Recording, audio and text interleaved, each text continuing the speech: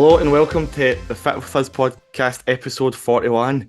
Today we're joined by a very, very special guest. Laura, how are you? I'm good. I'm excited to be here. Absolutely buzzing to have you. Thank you for joining. If anybody doesn't know Laura, Laura Hunter, aka Lift with Laura, is that right? That is right. Excellent. We'll dive into you and obviously your business and why you get into this industry in due time. First, we'll check up with Kyle, see how he's doing, because you were sick as fuck last week, is that right?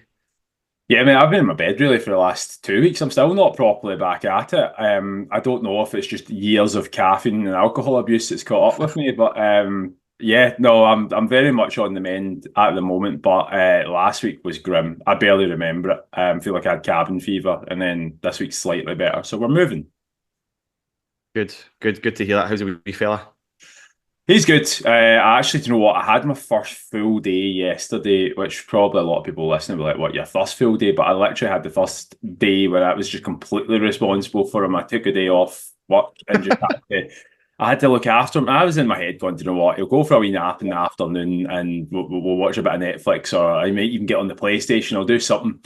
That it was, if somebody had recorded it, it was horrific. Like, he didn't sleep. He was constantly just moaning or laughing, and then he'd done one of those big shits that went all the way down his back, round all his clothes, on the muslin cloth. Oh, I just after stripped him naked and cleaned him, he was just laughing at me. So yeah, that's how that's brilliant. going. Yeah. Laura, I'm sure you've seen your fair share of shitty backs. Yeah, pretty much. Like, it's like a daily occurrence in our household, to be honest. And that's not even the Waynes. I was just going to say, and that's like my husband. That's not even Wayne's. Honestly, fair play to you guys. I think it's hard enough for a fucking dog, and you're juggling everything all at once, eh? Bear does keep you on your toes, though. He does. We had to get him rushed to the vet yesterday again. You're joking. Swear to God, his other leg's starting to go. So he held in a shit. I'm having the opposite problem with you guys, because he held in a shit for 3 days because he didn't want to go for a walk because he was in pain. What a shame. Is it his knee? I don't know what's worse. It's his knee, mate. Aye. So remember, obviously, he had that surgery done on his left knee because he's been overcompensating with his right. The vets did tell us it will eventually go. But yeah, he's been overcompensating that much that that's it starting to go. So had to get him an emergency appointment yesterday, because his allergies are also bad. So he's got the dodgy knee and he's been scratching his face to the point it's just blood's just pissing out of it. Because yeah, apparently their pain receptors are like, they've had really high pain threshold, bulldogs, or they just keep going through pain. And he's shredded his face sort of shit. So aye, one big stress after the other. What a week. I know, what a week. Anyway, Laura, let's talk a wee bit more about you. Tell everybody who's listening who you are, where you come from, what you're up to, and why you get into this industry. Yes, so I have been a women's PT and online coach for a year now. It was just the first anniversary of Lift with Laura, which is really nice. But it was a huge jump from my previous career. Obviously, I was a primary teacher before. And that was something I'd always wanted to do. Like, in school, I was never one of the people that, had to think about what they wanted to do. It was my clear vision, and obviously went through 4 years of university and was so excited. And then reality just smacked me in the face, and teaching was just not what it was painted to be. Obviously, I knew it would be challenging and you would obviously come up against different kind of things, but I think the biggest turning point was when I had my kid. So I had my first little boy, and I'd been teaching for about 3 years by then.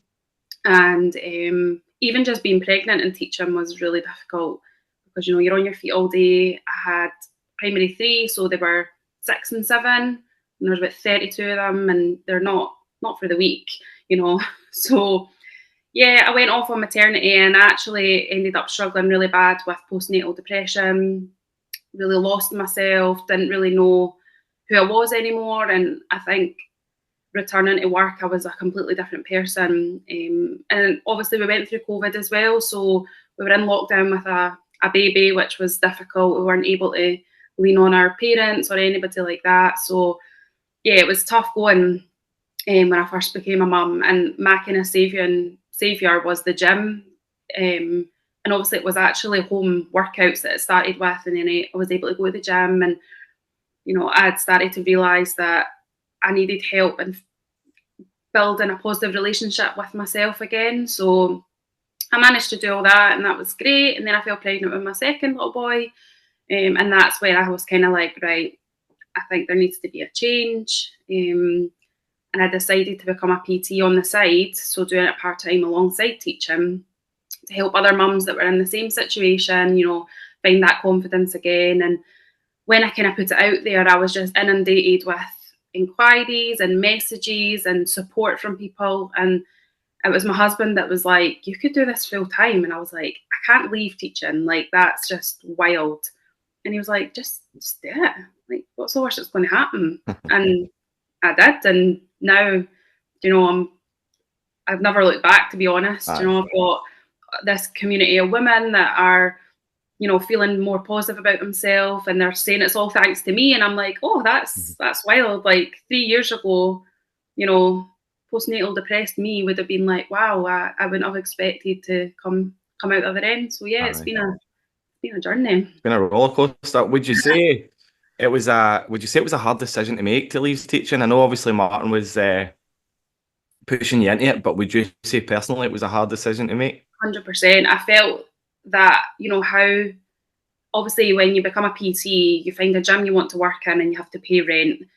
And even the rent, I was like, how am I going to get enough clients to even pay my rent? Never mind actually create an income. And I'm not a big risk taker. I'm quite impulsive, as in I'm Sagittarius. If I want to buy something, I'm like, oh, treat yourself. Like, it doesn't matter. But with things like that, risks that affect probably my life, it's a foreign concept to me. So yeah, it was scary. And like, obviously Martin's self-employed, so he had been there before, so he was kind of in my corner being like, it'll be fine, you think it won't, but it will. And I think because when I even just set up my Instagram, already I was getting follow after follow messages being like, yes, like this is what I need. And I wouldn't go to anybody else because I don't have that, relatable kind of relationship with somebody. So yeah. And then obviously I got in contact with Raz again, and that kind of took off as well, which had been a nice confidence boost, because I'd only been, doing what I was doing for a couple of months before he got in touch. So that was obviously really nice. Just to be clear to everybody that's listening that maybe doesn't know who Laura is, me and Laura work together with 12X, and it's been close to a year now, isn't it, that we've been going at it together. What a journey it's been, Kyle. You've muted yourself. I don't know if you realise. No, I did. It's the dog's bark in the background, so I interrupt. But, can I your grand. Laura, can I ask a question there? Like you said, obviously, like getting past the first child and then like losing yourself, and health and fitness being a big part of like moving you in the direction you are in at the moment. Can I just ask, like, see, before like you had any children, was like the gym or health and fitness part of your life at that, or what was the differences at that point? It was, but it was the typical, cardio classes, like 7, like every day, spin, burn as much calories as you can. And it was very like binge and restrict cycle. Even just growing up in high school, like I went to Weight Watchers when I was still in high school. I would go after school, get weighed in and be told that I'd put a pound on and I hadn't even eaten all day. So it was a very much negative relationship with my body, with exercise. And I started to get a bit more knowledge about eating properly and that kind of thing, but I didn't really know much about it. And then obviously when I fell pregnant, I was like, well, I can't go to the gym because I'm pregnant now. You can't do anything when you're pregnant, because I just didn't know. Like, I even thought to myself, am I okay walking? Like, can I like put any like strain on my body? And then I think seeing the changes of my body when I probably already had quite a negative relationship with it, it was really difficult because, I put weight on and I had stretch marks, and, it was, and I think that probably played a huge part in my mental health, because I was already down here and then I went even further down, and so. Right, 100%. touching on you getting into the fitness industry just over a year ago. By the way, I don't know if you heard me saying happy birthday, but happy birthday, Life Thank Laura. you. What would you say the biggest surprise was getting into the fitness industry? What kind of caught you off guard, or what would you say you least expected when you got into it? I think it was how many women have such a negative relationship with food and their body. You Mhm. know, I thought I was bad, and then I'm hearing from different people, and even just from people who've worked with different coaches that, oh, well, this coach told me that I need to eat 1,200 calories, otherwise I'm going to Yeah. put and I was just shocked because I was like, no wonder women struggle. No wonder they struggle with pregnancy and postnatal, because there's such a lack of support.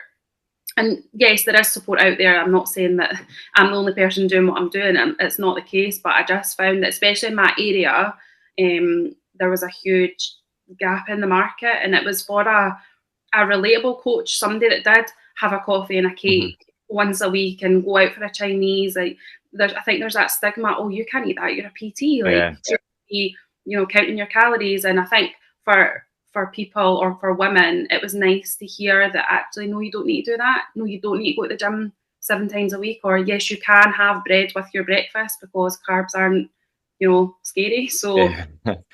yeah, I think you being obviously a woman and a mama too as well is a superpower for you because you know me, like I absolutely love my grub, love my food. Kyle knows that all too well. Right. And see, like the majority of my clients, I would say it's about a 75%, 25% split of women and men. And the women that come to me, that they're all exactly like you've described: poor relationship with food, poor relationship with themselves. Maybe had a PT that's fucked them about in the past. They've got really low self-confidence. But see me trying to get that message across to them. You can have a bit of cake with a cup of tea. You can do this. You can do that. It's much harder for me to do that than it probably would be for you because you've been in their position before. Whereas because I'm a guy, they might be like, and you might have experienced this as well, Kyle. They might be like, but you don't know how my body works. You don't relate. You're not a woman. You don't get it from my point of view. So it's always a wee bit harder for us to kind of relay that message over. Whereas that, like I say, that is your superpower because you've fucking lived it. mhm. So you like for them to say, oh, but you don't know how it goes, and you're like, no, but I fucking do Actually because do. I am living it right now. So Yeah, that's, I, that's what I was going to say. I think, yes, I've lived through it, but I'm still going through it. Like, yeah, I still weigh myself and think, fuck's sake, that's 3 pounds on. Like, when I know it's not like body fat, and I know all this because I tell my clients this, but I still have those triggers. I still have that kind of voice in the back of my head. And as you know, I've booked a photo shoot for November to yes. celebrate turning 30, which is exciting. But I'm working with a coach, and she said we're going to go into a wee surplus, a wee bit of maintenance, just to kind of kickstart things before we go into a cut. And so she put me on 2,200 calories, and I was like, "Excuse me, there's no way I can eat that. Like, that is, I'm going to put weight on. We're going in the opposite direction." Even though I know that that is not the case, but it was just taking me right back to 18-year-old me who, you know, would skip meals in order to be skinnier. So I still go through it every day, and I still have days where I doubt myself and I doubt what I know. So I think, yeah, that does help when I have got those clients that Aye. feel the same. I think as well, like when you see online, people assume just because we are PTs, just because we are coaches, we've got our shit together. We don't. Like every day is a battle for us still, regardless of how successful we are as coaches or not, or how good our physique is or not. So I think us being so open and honest about it as well, especially you, like makes you completely relatable. And I think that's, like I say, you've found that wee niche in the market, you've found that wee gap that needed filled, and you've jumped right on it. And now look at you, you're absolutely fucking what a difference you're making in the fitness industry, especially kind of towards women and out your neck of the woods as well. So it's absolutely class. Kyle, do you want to jump in with anything? Yeah, I was just gonna say, I think you're the right type of person that the fitness industry needs Yeah, because, like, 100%. like so many people get into the fitness industry because they're sold a lifestyle. They're told that they can make 30 grand working in their joggy bottoms and doing not very much, to be honest. And like, whilst that is a potential, it's not the right type of person that gets in, which is why I think the average industry length is about 9 months. So I think yourself, you've lived the experience and you've got to a position where you're effectively coaching a version of yourself in the past. Like, the problems that you had then, you've now got to a different place and you're just helping bring people back up again. And I think it's absolutely like class to hear and see that. And again, one of the reasons that like me and Gary had the conversation about getting you on is like, I've seen some of your stuff on Instagram as well. And I was like, I quite like, again, you can see that there's a genuine part behind that. And like, I think there's a lot of positives that are coming from you being able to kind of lead that path for other people. Yeah. Aye, I love that. You know, I'll be happy if I just have one mum that puts on an outfit and feels nice about herself, like, because that's just me. Like, I say to people, you know, I'm just normal, like literally normal. Like, I have to struggle to say no to cake and to have a cocktail when I go out for my dinner. Like, I don't sell this idea that you're going to have washboard abs and, you know, drop a stone in 4 weeks. I mean, yes, that might be something that other people want to do, and that's absolutely fine. But for me and my coaching, yeah, I'm just a real mum. And that's all the people want, just a real fucking person. Right, here's a question for you, and this is one that might catch you off guard. Right, go for What has it. been your highlight of your first year in the industry? I think probably just being more present for my kids. So Max started school this year, which was obviously a big milestone, and I was able to be there on his first day. And in my previous job, I couldn't have done that. You know, I couldn't drop him off. I couldn't go to assemblies. I couldn't do any of that because I had to be there for other people's children doing all that. And as much as I did love that aspect of teaching, I loved being involved in, you know, helping other children and like teaching them. My children are ultimately my priority. So I think just being there for them and probably being a better version of myself. I'm not burnt out. I'm not exhausted. I love what I do. It fits around them. They love seeing what I do as well. They love coming to the gym with me. They always tell me how strong I am. And like, I just love that. And I think that, you know, if it teaches them that you don't need to do what society tells them to do, then, you know, the sky's the limit for them, really. I think that's quite an important message as well to send to other mums, and I know this is a message that you do send to you know, the mums and ladies that you work with, but your kids seeing you lead by example and, you know, getting yourself to the gym and looking after your body. And how does it make you feel when the wee uns call you strong and you know, come to the gym with you and fucking buzz right off seeing you do what you do? It's amazing. And in Max's eyes, I'm stronger than Daddy, so I'll take that any day. Like, Mummy goes to the gym every morning. Mummy helps other girls go to the gym, and like, it's great. And the other day we were talking. I said to Matt, "Oh, I need a protein shake," and Max was like, "What's protein?" And you know, you get into that conversation. So it's just being around that and hearing it every day, and like, I think it's just, rather than I'm knowing, oh, Mummy goes to work, so she can't pick me up, and Mummy has to work and do this. It's Mummy's helping people, so yeah, it's nice. I think, are you stronger than Daddy? Is the question I want to ask. 100%. I've seen it firsthand as well. I've seen it firsthand. I've got your back, Laura. At least the kids know. You know. I think like for a lot of this is a big one as well for ladies as well. Like, a lot of women are scared to lift weights because they do feel like it's going to make them big and bulky, and some of them are actually, I think, scared of becoming strong. They would rather be skinny and lean instead of strong and, you know, muscly and moving better and feeling better. What would you say to women that are kind of on the fence about lifting weights over kind of cardio? Or do you know what? I'll rephrase the question. What would you say to women that are looking to start their own journey, but they don't know what to do between cardio and weights? I would literally say been there, done that. Like, as in, I lost over 2 stone a couple of years ago because I was still lifting weights, but I was focused on a lot on moving as much as possible, cardio, eating as little as possible. And see, looking back, I looked really frail. I looked really unhappy. I had no strength.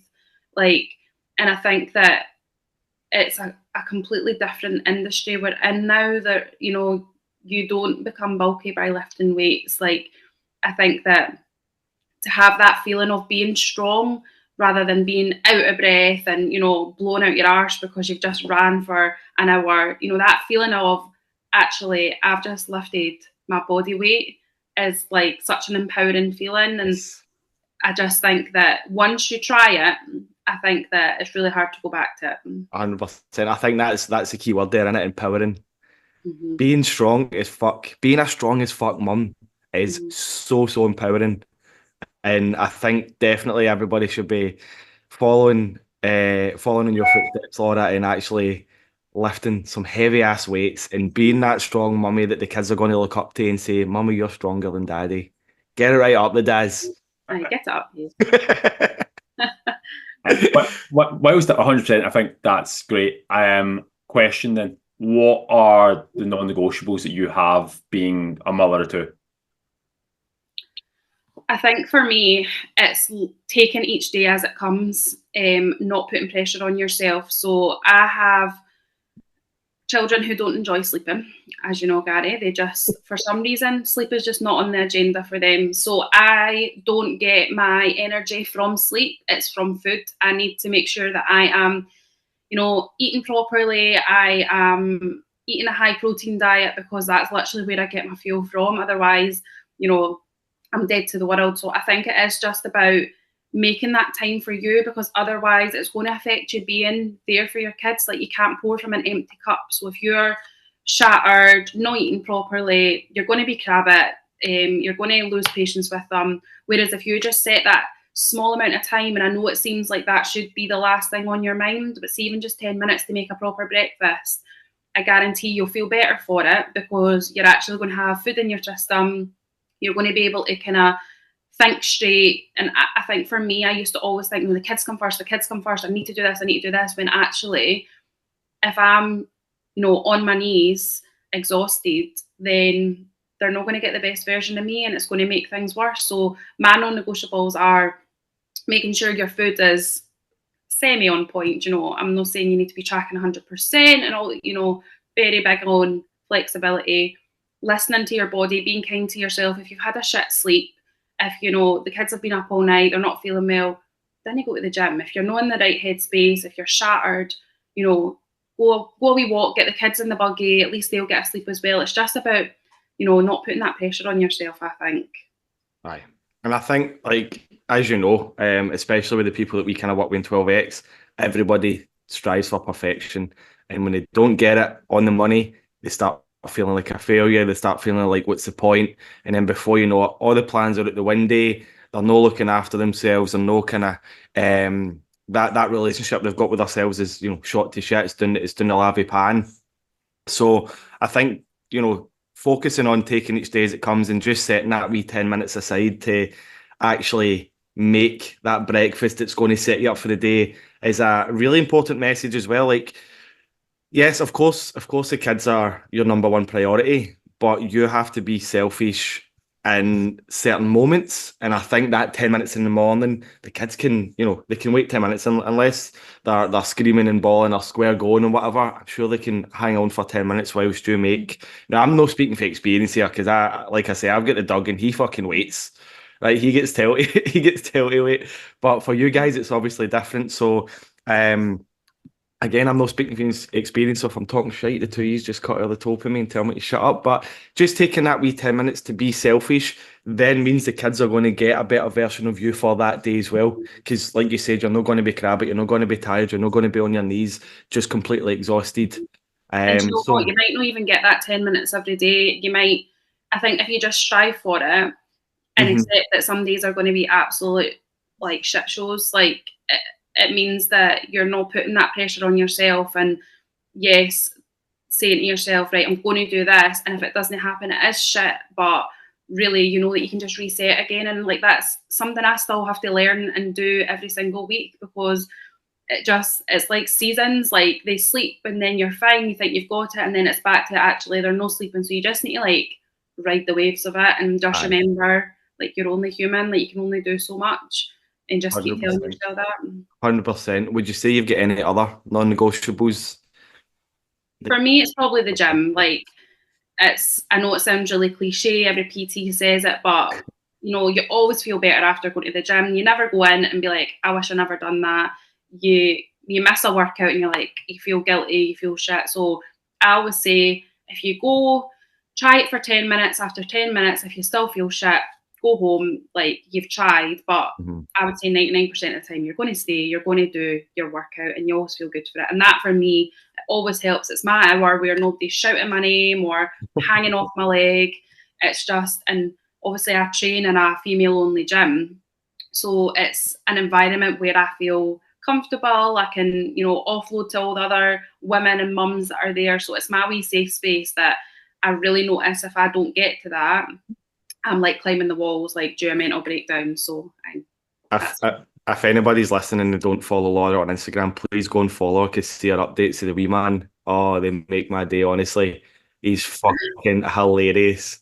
It's feral. Like it's absolutely feral. Like, you know that, did you ever watch the Wild Thornberrys? Yeah. The wee Donny that runs about and like, that's him. He's top quality, and he's got the cutest wee smile as well. Like butter wouldn't melt, shall we say? Everyone's like, he's so cute, and I'm like, he's not cute at 2 a.m. when he's like pulling on your hair, but oh, he's absolutely brilliant. Coming up and sticking his fingers in your dinner as well. That's it. And the joys, Kyle, you've got all this to look forward to, mate. Yeah, I was going to say yesterday was a bit eye-opening by itself, never mind anything else. But I think just on what Laura said there, I think like the expectations for like where you are in your life, like there can always be positives in that. And I've always said like this is like time is something that you have to take. It's not something you're given. And like you can always carve out a little bit of time, but you are going to have to force it a little bit. But maybe understanding that the person that you're following or aspiring to, if they are 19 years old and can spend 7 days of the week in the gym, that's maybe not what you're looking to do if that doesn't actually fit into your life. If you're essentially super busy, you've got multiple kids, you're barely getting sleep, I think possibly looking at the expectations being, do you know what, I might get to the gym between 1 and 3 times per week. I might be able to try and go a walk. That might be my form of training, but that's still far better than probably what your setup is at the moment. And I think that's very much the expectations and looking at who you're actually like aspiring to or taking advice from. Yeah, definitely. And I think for me as well, social media was a big thing for me. I was watching all these women that had the abs and they were, you know, making their homemade guacamole every day. And I was like, oh, like I'm totally failing. Like I can't do that. And the minute I started kind of following people that I related to and that were in the same position, you know, my expectations changed because they were within my abilities. They were the same kind of things that I was doing. So yeah, I would definitely say that be mindful of your social media, be mindful of that people only show what they want to, and that AI is a wonderful thing, you know, and of course they're not going to show when you've just rolled out of bed and you're, you know, your hair's sitting up and you're washing down a cold coffee. They're not going to show that. So yeah, just remind yourself that. Social media is absolutely mental these days. Like I can't keep up with what the hell's going on. It is just so, it's so false, it's so fake.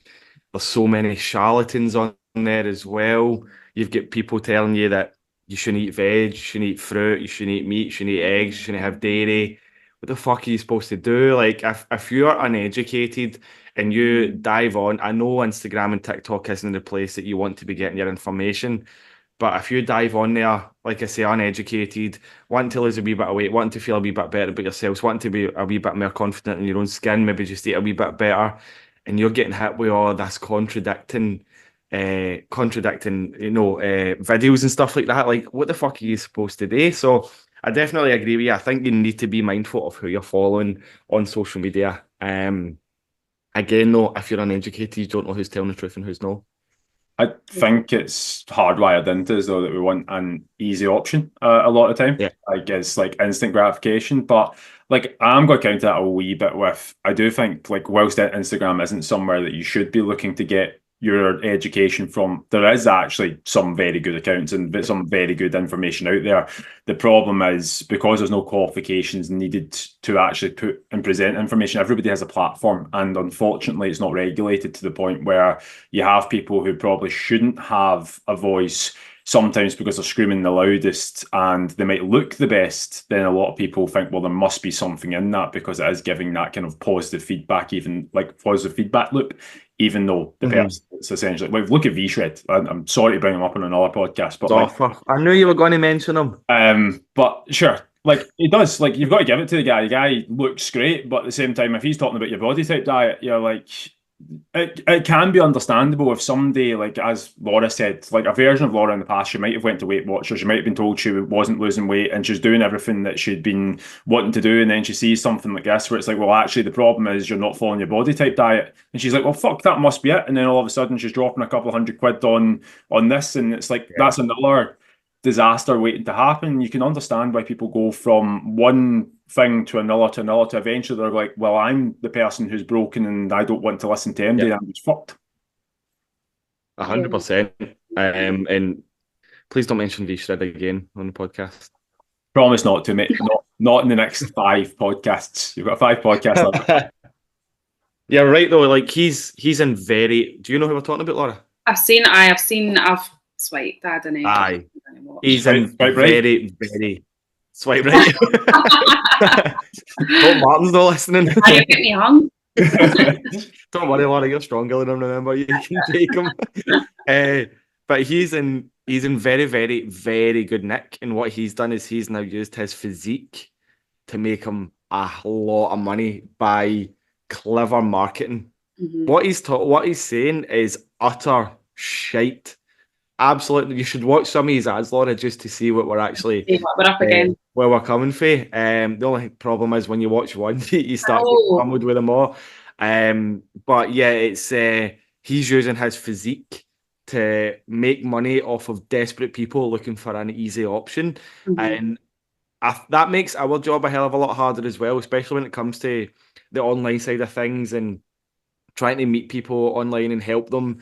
They then immediately right off the bat, they will not trust us. So we need to then build up this trust from nothing. They don't want to believe that what we're telling them is true because 9 times out of 10, we're probably telling them to eat more than what all these online fucking charlatan fitfluencers are telling them to eat. They're just giving them a cookie cutter, 1,200 calorie a day diet that they know people are not going to stick with because it's unsustainable. So when they come to us and we tell them, look, you need to eat 1,800, 2,000 calories, immediate panic, no, you're going to make me fat. So it's a difficult hurdle to get over. But I think the positives from it is when we can get through to people, it makes that relationship a whole lot more worthwhile because we've had to break them down brick by brick and just kind of breaking through them. I think for me personally, there's no other feeling like it, just being able to help somebody's relationship with themselves and, feel a wee bit more confident and put a wee bit of faith in us. I feel always saying thanks to the clients for putting faith in me, even though, like they're the one paying me to do the job sort of thing. But I still feel grateful off of it as well. And this is just off the back of people online just using their physiques for an easy bank, what the fuck am I trying to say? An easy payday. That's what I was trying to say. An easy payday.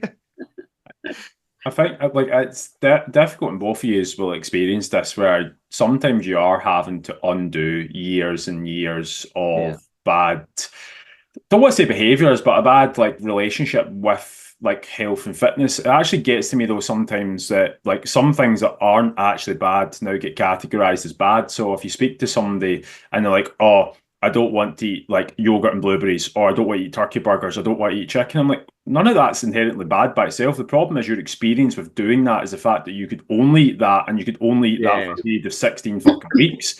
Like, of course you don't want to eat turkey burgers, but you know what? a lot of the time, like turkey burgers aren't actually that fucking bad. They're a good source of protein. They're lean. It means that you can actually have a pizza at the weekend because you've got lower calories during the week. But Yeah. I do think at times there is a when things are implemented poorly by people who don't have, like, I don't want to say people's best interests. I think if you asked MD, I genuinely reckon if you had a conversation with V-Shred, sorry for bringing up one last time, Gary, but I'm sure if you had a conversation with him, he probably in his heart of hearts thinks he's doing correct. Like, nobody intentionally thinks they're wrong. I truly believe that there's very few people who intentionally know that they're doing wrong.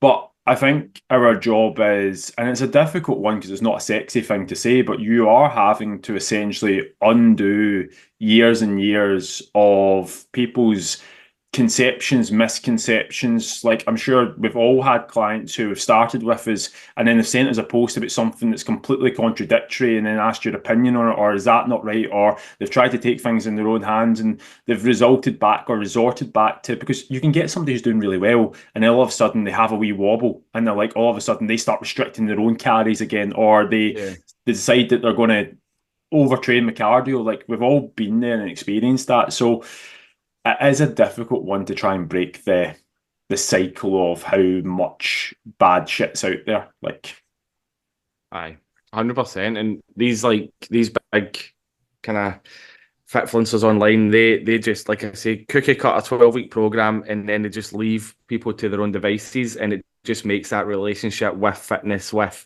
food, so much worse. And then let's say they come to us afterwards, like they expect to be fixed within 12 weeks, and it's always, it's not going to happen in 12 weeks. It's going to take a good wee bit of time. What were you going to say, Kyle? I was going to say though that's another problem that is created by the fitness industry though. Like, Yeah, I don't know how much 12x is. I don't know how much you guys charge as individuals or whatever that, but usually there is more of a premium cost because the value is higher. When you go to these like lower tier things, it's cheap and people jumped in because it's cheap, but because it's cheap, you then get given like a 16-week cookie cutter program because that's the only way they can sell it. So it isn't individualized. But the problem is when somebody does that and it didn't work for them and they're stuck in this mentality of, well, I paid for that and it didn't work for me, so I don't really want to pay for anything else. It's like you then have a problem that is created by cheap products being shipped, but nobody then wants to pay for a higher quality. I don't mean nobody. There are certainly people out there who would all be out of business if there wasn't, but it's just I think a lot of the time it's like if you buy cheap, you're going to have to buy twice or three times before you actually get the result that you want. So sometimes there is always a risk involved, but the reward is always like no risk, no reward, in my opinion. 100%, completely agree. Right, question for you, Laura. Go for it. Let me figure out so I don't. What's that? You getting your list of questions out? Do you want me to read the big words to you? I'm actually getting your list. Mate. I'm actually getting your list because I ran out. Spell out, mate. Joking. So, right, knowing what you know now, Laura, what would you say, or what's the biggest advice you'd give yourself this time last year? It gets better. I think, believe in yourself, trust in yourself. And I'm very much transparent and with you and with Fraz that I do get a lot of imposter syndrome because I think that it's such a big shift in career. And like you said, Kyle, you don't need qualifications or, things like that to go online and be a coach and do all this stuff. But I know in my heart that I want to be giving people, valuable education and, I actually want people to learn, the right stuff, and I don't want them to have to come to me for 12 weeks and then go to somebody else. I think that I need to trust in myself that I do have my client's best interests at heart. And I think that this time last year I did doubt myself because I thought people are going to be like, she was a teacher and now she thinks she's a coach. Like, right then. And actually, I think that now looking back, I can say honestly, like I've poured my heart and soul into my business and making it what it is and giving my girls what they do get. So yeah, I think that it would just be believe in yourself and just go for it. I love that. Can I just throw something that I think certainly has helped me on that? But one of the things that you touched on there was imposter syndrome. one of the first things that you said when we started this conversation was the fact that like you would get messages saying that you've changed people's lives and that's why you do what you do. I think when you start to get a few of them when you're good, like you start to get them quite regularly, like you become numb to them. So you maybe don't realize like just how much of an impact that you're having.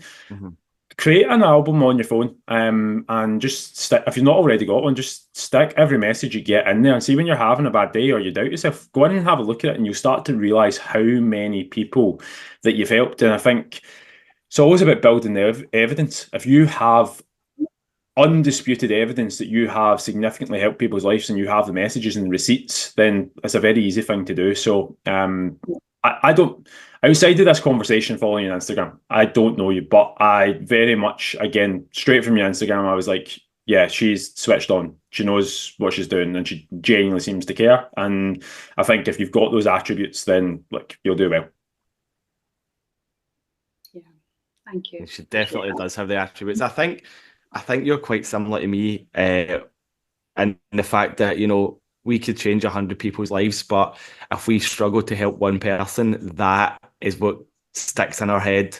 100%. We start doubting our own ability when, like you say, you've poured your heart and soul into your business, you've poured your heart and soul into all your clients, but we always have that, you know, that handful of clients that we maybe couldn't help and they'll fucking stick with us. And then, I think it's hard not to take it personal, like, although, you know, and I think I'm definitely better now in knowing that I'm not going to be the coach for everybody, because even myself, I've been through a few different coaches and it's never been a reflection on the coach. It's just you need to mold with your coach. Like, that's such a personal thing. It needs to be the right person for you. You know, if somebody came to me and said, I want to do a bodybuilding show, you know, I want to do this, I couldn't help them. It's not my area of expertise. And I think maybe a year ago I'd be panicking, like, oh, this is a client, like I need the business, so I need to you know, learn about that. Whereas now I'd be confident in saying, actually, I'm not the coach for you, I would recommend XYZ and hopefully they can help with your journey on that. So I think that, yeah, it's just about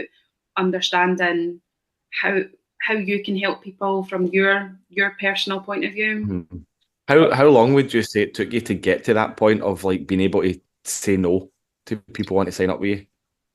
I think it was probably the start of this year. Right. Obviously January's busy time for PTs anyway, but you know, I had, you know, quite a lot of people. I was starting to struggle to fit them into my diary, and I was actually like, oh, I'm quite busy here. And I was retaining clients, and that was a big thing for me.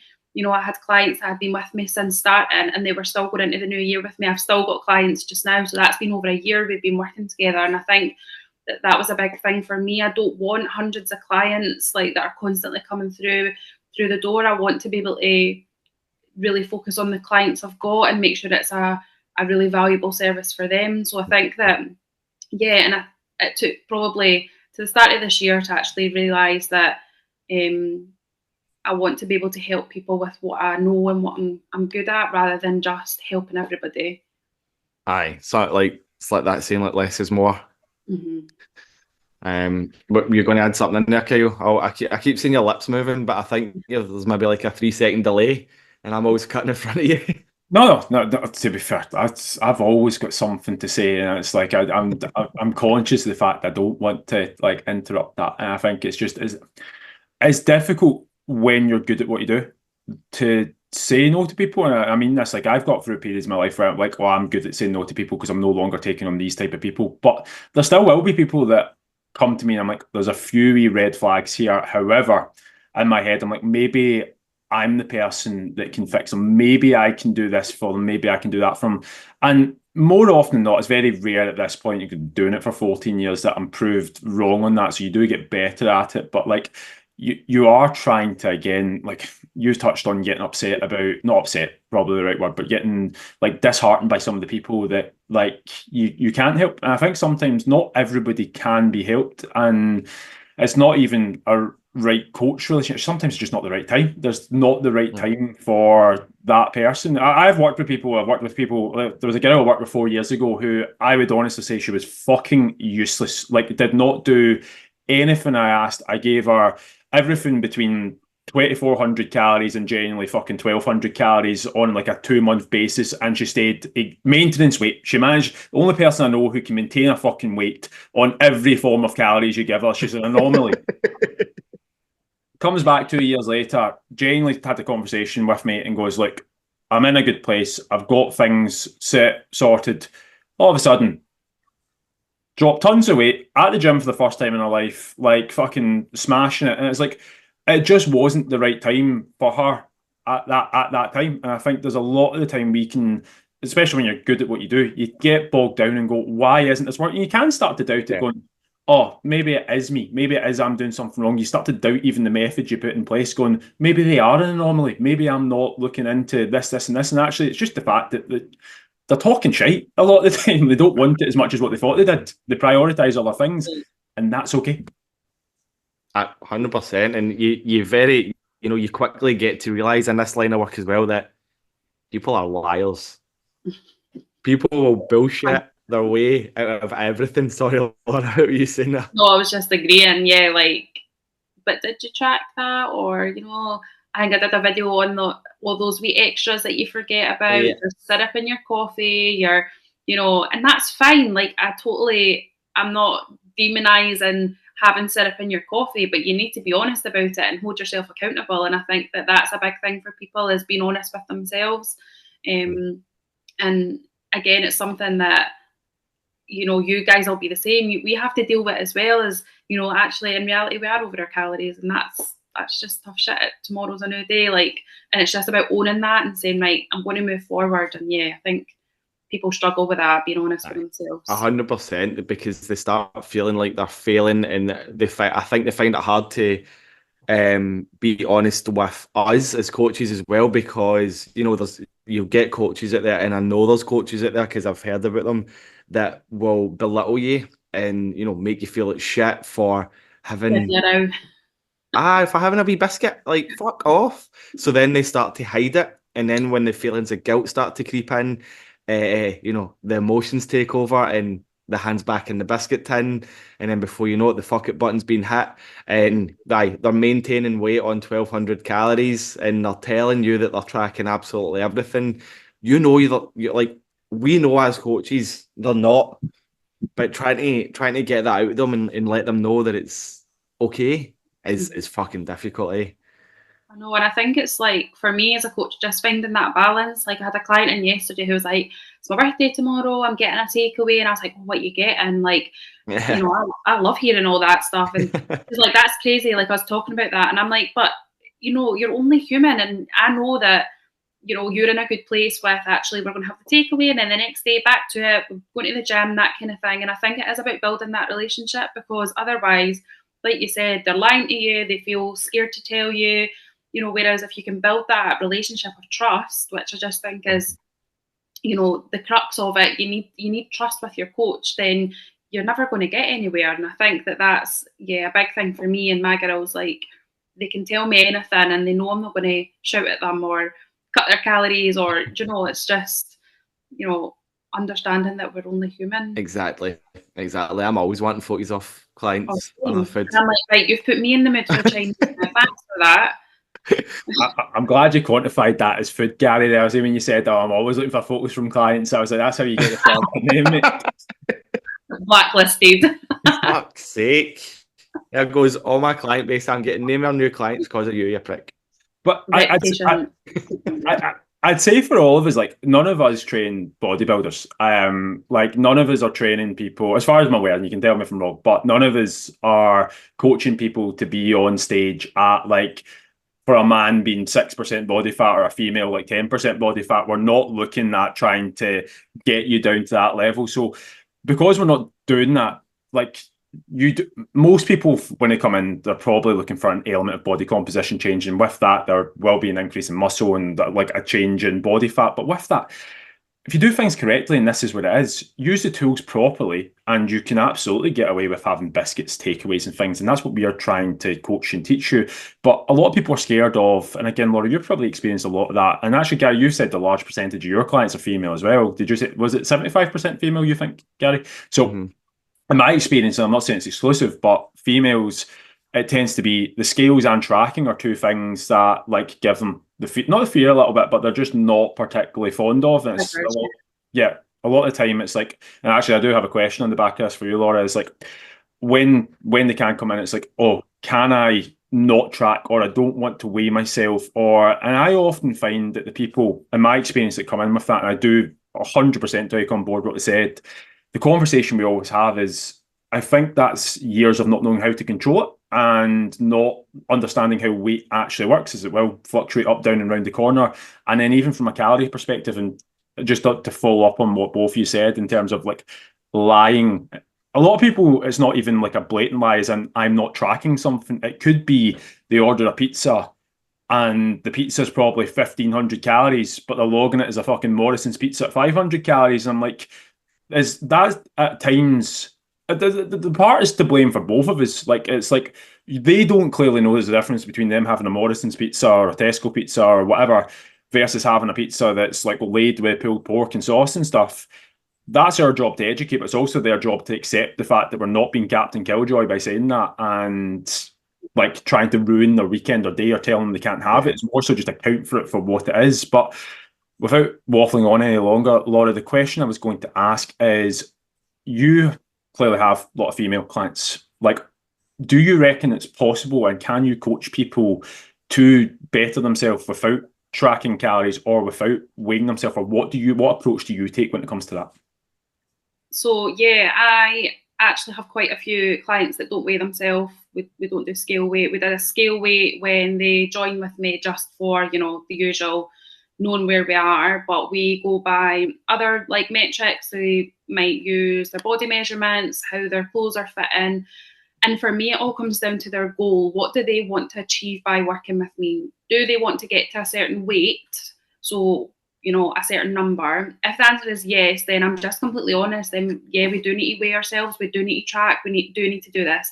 But if your goal is ultimately just to feel better in yourself, to feel better in your clothes, to fit into a certain piece of clothing, would you rather fit into the trousers or see a specific number on the scales? And normally when I give them those questions, they're like, well, the clothes are more important, because actually you're not going to go up to somebody and be like, oh, I'm 12 stone. Like, you don't do that. You say, oh, fit into my jeans, like I've put these on. So it really just comes down to the client. I've got people that do track on and off. They might come to me and they're saying, I'm overwhelmed with tracking this week. I'm feeling like it's actually doing the opposite. I actually had a client do that a few weeks ago. She was like, I don't want to track, like it's too much. And I was like, that's fine, but we just need to be a bit intuitive.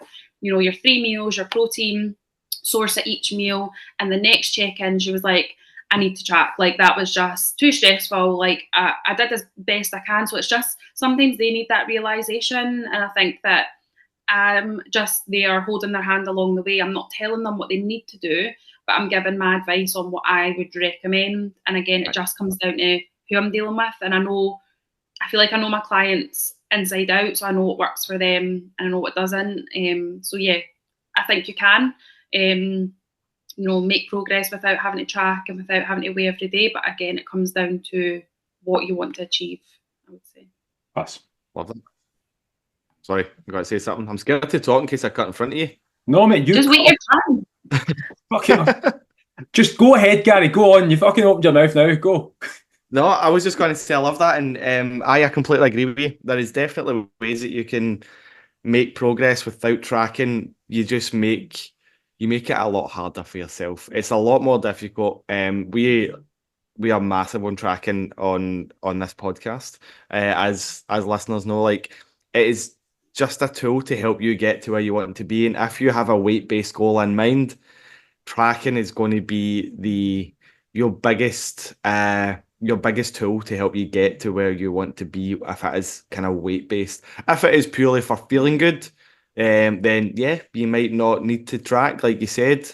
Just be super mindful in and around the choices that you make when it comes to food. If you're eating takeaways every day, you're not going to feel good. Yeah, you just need to be more sensible. And I always say that to them, you cannot track, but progress will either be very slow or we might struggle to see progress, and that's fine. We can then go back and say, right, we've not tracked for 2 weeks and the scales are creeping up, so something needs to change here. And or actually we've not been tracking, the scales are still moving, so we're happy to keep doing that for the next few weeks. So yeah, like you said, it's just like I've tracked for like I don't even know how long. Like I just like it. It's a routine. It's part of my. It keeps me grounded, and I just think that people demonize it quite a lot because and I get you don't want to track for the rest of your life, but I go through waves of right. Actually, I'm going through a period of don't need to track. Of I'm just back my holiday, so I'm just going to get back into things. So I just think it's about finding that balance, and like I said, just what do you want to achieve? Yeah. People do demonize tracking food. Oh, it's obsessive. You don't need to track. But the point that Kyle's made many, many times before, obviously tracking wasn't a thing 40, 50, 100 years ago, but neither was getting 3,500 calories worth of pizza delivered to your house without you having to move off the couch. Do you know what I mean? So tracking is a tool. It's going to, in your words, Laura, it's going to help keep me grounded. I'm the exact same as you. It's now just routine for me. I don't track every day. I've not actually tracked in about 8-9 weeks. But when I do start feeling a wee bit shitty, I get right back to tracking. It brings me back to reality. It keeps me on a level playing field, and then I just use it as a tool. But it's so second nature to me now because I've done it for so long that sometimes I struggle to relay the message across to clients, like how important it can be because I'm just so fucking used to it. Do you know what I mean? And people that are starting out at the very start and are making mistakes and I don't want to track, it's so annoying, blah, blah, blah. Sometimes I can internally feel myself getting a wee bit frustrated. And I'm like, it's fucking easy. Like, what you talking about? Just do it. It's going to it's going to answer so many questions that you probably have about why you're not seeing progress and why you maybe feel like shit and um, why you've got diarrhea every day. Track your food. It's going to answer so many questions. Kyle, what were you going to say? I'm going to have to get Finn tracking his food then because he's got yesterday. Actually, 4 months you're old. the one feeding him. I You're the know, one feeding him. I know. And to be fair, I actually looked at the milk formula he's on. It's like 99% whey protein. Essentially, it's just on fucking whey protein shakes anyway. So just on that. But he is a wee bruiser. But we've almost got to the end of the podcast and we've not said anything controversial yet. So I'm going to be the one to take a hit on this. Come on. The unpopular opinion I have is nobody that's ever said that tracking is like restrictive. So anybody who ever says tracking is restrictive, in my opinion, are always controlled by food, and it's usually a fat auntie. Like it's never somebody who is in great shape. Like it's 100% is never. I always say if you take it in a monetary aspect and go, yeah, you can save money without ever looking at your bank balance or your ingoings or outgoings, but at the same time, like that was a lot easier 100 years ago when you didn't have Spotify, Netflix, Amazon, like all coming out. Like your bills were a lot less than what they are now. Everything's changed, and realistically, if you're not controlling something, you're being controlled by it. So, yeah, I would say when it comes to what you actually touched on there, Gary, was like if you have a takeaway, the guilt for me is far higher having a takeaway if I'm not tracking than if I am tracking. If I'm tracking and can have a takeaway, I'm like, actually, do you know what? I absorbed that and that wasn't that bad. Or, do you know what? I didn't have the calories for that and I might have fucked it a little bit, but do you know what? I know where to pull back or where to get back in. And actually, in the grand scheme of things, when I look at my calories over the space of a week, 2 weeks, everything else, but do you know what? The moment you stop tracking or you've not tracked for a while and you've had a takeaway and you go, wow, I don't know what that was if I fucked it. You know what? I might just have another one on Saturday and we'll start again Monday because you know what? I fucked it. And then that's where it all starts to spiral out of control. So, Laura, I agree with what you said in the sense that nobody wants to track for life. And I'm still on that battle myself. I've had health, fitness in my life for a long time. There have been long periods of time I've not tracked. I have found over a longer period of time, though, that the happiest or most content I have been is when I've been tracking, even if my goal isn't fat loss, like when I've been tracking so I can keep in touch with things. So, yeah, that's I don't even think it was a question at the end of that. I think that was a statement. Just a statement, an unpopular opinion followed by a statement. To be fair, unpopular opinion is something that I agree with as well. But that's interesting that you brought that up about the tracking side of things and you're happier when you track, because I've just made a point about, keeping up with the times and how tracking is a handy tool because we're now getting super calorie dense, high palatable foods delivered to your door without you actually having to expend any energy to go and get it. And that's just going to get worse and worse and worse. So I mean, you just mentioning that there's kind of got the cogs turning in my head and thinking that maybe tracking your food for the rest of your life could be the way to go. But this could be a debate for another day. I wouldn't like. I think if you view anything as like a lifetime, it can become overwhelming and scary. I always look at it going like, I think you need to have a long term, medium term, and short term goal, but I think you also need to understand that it's just a daily and weekly basis, and there will be times where you don't track, and it could be a week, 2 weeks, and you go, oh fuck, I actually probably need to get back on that. But Aye. for me at the moment, I'm kind of like, yeah, there's probably a good chance that providing MyFitnessPal doesn't start hiking its prices up, I'll probably continue to track for as long as it takes. But there will be periods of time at Christmas time between about the 14th Oh, of aye. December and about the 4th of January. It's not to be seen. I think the app automatically deletes itself and I have to reinstall it on my phone come the 4th of January. It's a sad day. But like there will be times where I do. And the answer is always, it's Christmas. It's Christmas. Aye, exactly. But just to save us all a post and having to put it there, like the period of time between the 14th of December and the 4th of January doesn't matter as much if you've tracked the rest of the year. Like people get fucking apprehensive about it because you know what they've done fuck all the rest of the year, then panic about it because they're just adding even more weight and even more guilt to what they've done for the whole year, like in total. 100%, 100%. And just to be clear on what I was saying about the tracking for the rest of your life, I wasn't meaning every day religiously. I was meaning it just literally how you mentioned it, Kyle, like tracking for the rest of your life, but doing it in periods rather than, 52 weeks of the year, 365 days a year. Have you got a holiday coming up? Aye, maybe track 12 weeks in the lead up to it. But yeah, I'm probably going to be the same as you, Kyle, and I'm going to track for the rest of my life. 100%. Like, I've done it for 10, 12 years. It's now routine to me, and I'm the same as you. I feel better when I track because I know I'm in more control. Just quickly as well, just want to finish up on this, like what you were saying about the when you don't track and you have a takeaway and you feel more guilty. I don't wait till the weekend to have another takeaway. I go all out that evening. So if I've had if I get a pizza, I'm not joking. If I get a pizza and I'm not tracked, in my mind, this is the way my mind works. Well, I've already fucked it, so I may as well go and get a tub of Ben and Jerry's. I may as well go and get a big share bag of fucking Doritos, and it all happens in one night. And then that just kind of bleeds over into the next day, the next day, the next day, and then I write my week off, and I'm like, fuck it, I'll get it out of my system.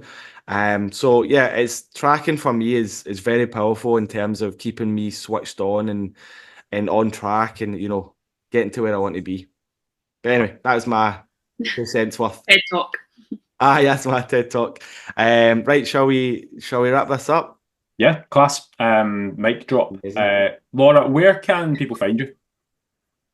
You can find me on Instagram. I'm mostly active on there, and it is just at Live with Laura. And I post, lots of fun things about my kids, about me, my journey, and then I've got a photo shoot coming up in November. So stay tuned for that as well. Class. Good luck with the shoot. Kyle, where can I find you, mate? Kyle_biofitness1. I actually question myself there. That's on Instagram. By the way, it might be like it's Live with Laura. That's all I know. Yeah, it's weird when I'm having to type it there in my head, going, "What is it?" But yeah, no, it's Kyle_biofitness1 on Instagram.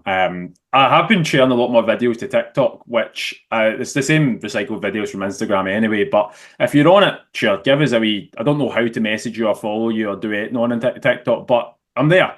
Gary, where can they find you? At gmac_health and fitness on Instagram. As always, as well, I will link the links to our Instagrams in the show notes beneath this episode. I'm definitely not linking your TikTok though. Sorry, mate. It's fine. I'll accept that. I'll cry myself to sleep tonight, but that's okay. Yeah, it's basically only because I have no fucking idea how to work it. So yeah, but yeah, you can find everybody's Instagrams in the show notes beneath the episode. Laura, thank you ever so much for joining us. It's been Thank you for having me. I've had a great time. Thank you. Cheers, Laura. Of course, we'll do it again soon. Definitely. Speak to you later, Trips. Bye-bye. Bye. See you later. Bye.